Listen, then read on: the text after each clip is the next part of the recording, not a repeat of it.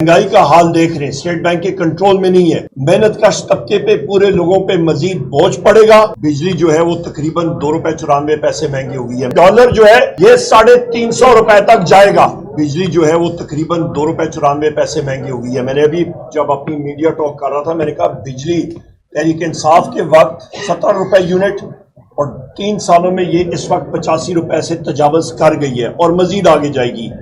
महंगाई का हाल देख रहे हैं, स्टेट बैंक के कंट्रोल में नहीं है और लिहाजा इस वक्त ये मौजूदा हुकूमत की वजह से, मौजूदा हुकूमत जिसमें पाकिस्तान पीपल्स पार्टी, मुस्लिम लीग नून और MQM, इनकी नाकिस पॉलिसीज की वजह से महंगाई मजीद बढ़ेगी।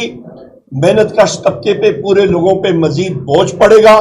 और जिस वक्त ये चीज होती है तो एक हम लोग हल्के के लोग हैं, जब मेरा पब्लिक डे होता है लोग आते हैं, 20,000 जिस शख्स की तनख्वाह होती है उसको बिजली का बिल 16,000 रुपए आ रहा है। वो लोग रो रहे हैं, खून के आंसू रो रहे हैं कि हम लोग गुजारा कैसे करें।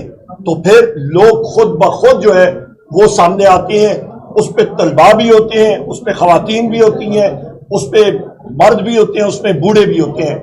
लिहाजा बार बार मैं कह रहा हूं कि पाकिस्तान एक बड़ा मुल्क है, 24 करोड़ लोगों का मुल्क है और इस प्रेशर कुकर में प्रेशर मजीद बढ़ रहा है और हम लोग बार कह रहे हैं कि ये फटने वाला है। देखिए जहां तक बिजली का रेट है तो इस वजारत को खुद हमने चलाया है, तो लिहाजा वो जैसे साहब ने बात उधर खत्म कर दी है। माशाल्लाह बिजली का रेट तो बढ़ गया नंबर 1 और मजीद बढ़ेगा। ये भी याद रखें, मजीद बढ़ेगा क्योंकि डॉलर जो है ये 350 रुपए तक जाएगा।